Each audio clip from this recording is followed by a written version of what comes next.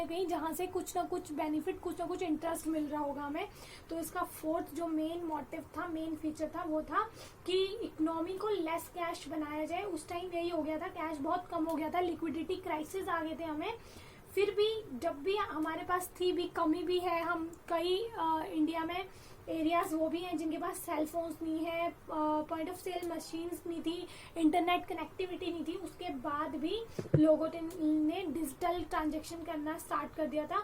और mainly demonetisation के बाद बहुत सारे लोग डिजिटल पेमेंट्स करने लगे थे, डिजिटल ट्रांजेक्शन करने लगे थे। ये इसके 4 मेन फीचर्स थे। पहला था tax administrative measure, black money को बाहर निकालना, जो पैसा लोगों ने छुपा के रखा हुआ है उसको बाहर निकालना और उस पर टैक्स और पेनल्टी लेना। सेकंड था टैक्स इवेजन कंट्रोल, जो लोग इलीगली टैक्स को अवॉइड करते हैं उनको क्या करना, उनके ऊपर भी क्या लगाना, पंजा कसना, ताकि वो भी टैक्स पे करें। और उसके बाद था जो सेविंग्स हम अपने घर में करके रखते हैं, कैश की फॉर्म में अपने पास रखते हैं, उनका क्या करना, फॉर्मल फाइनेंशियल सिस्टम में उनको यूज करना, प्रोडक्टिव प्रोजेक्ट्स में उनको इन्वेस्ट करना।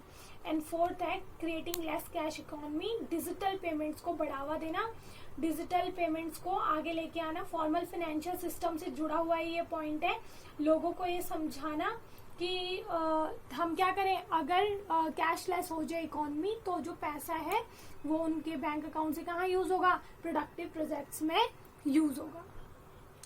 अब नेक्स्ट टॉपिक है आपका इम्पैक्ट ऑफ डीमोनेटाइजेशन। डीमोनेटाइजेशन के क्या इम्पैक्ट हुए थे?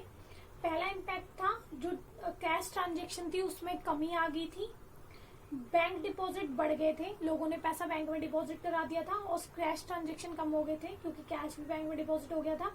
और फाइनेंशियल सेविंग्स क्या हो गई थी, बढ़ गई थी। ये था इसका फर्स्ट इम्पैक्ट, जिसकी हेड है मनी और इंटरेस्ट रेट। सेकेंड है प्राइवेट वेल्थ।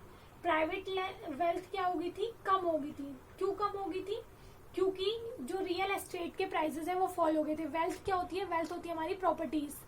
तो प्राइवेट वेल्थ कम कैसे हो गई थी? क्योंकि लोगों की जो रियल एस्टेट क्या होता है, रियल एस्टेट भी प्रॉपर्टी लैंड बिल्डिंग को बोलते हैं, तो लैंड बिल्डिंग के प्राइस कम हो गए तो ऑब्वियसली बात है जो पहले लैंड मेरी 1 करोड़ की थी वो अब 80 लाख पे आ गई, तो ऑब्वियसली बात है मेरी वेल्थ क्या होगी, रिड्यूस होगी।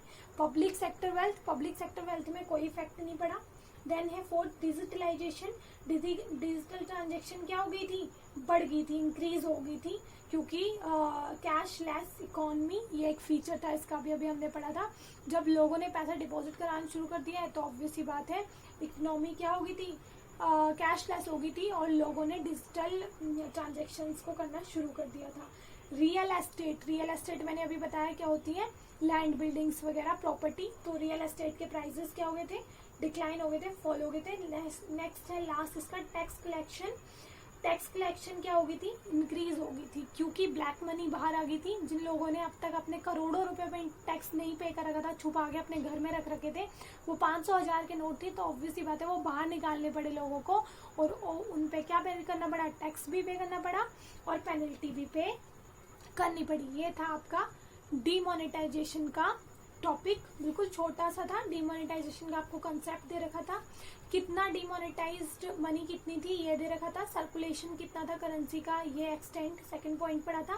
थर्ड हमने इसके फीचर्स पढ़े, फोर्थ हमने इसका इम्पैक्ट पढ़ा। ये था डीमोनेटाइजेशन का पॉइंट। अब आपको ये दोनों टॉपिक अच्छे से आई होप समझ में आ जाएंगे, तो आप इनको अच्छे से करें। Thank you, stay safe.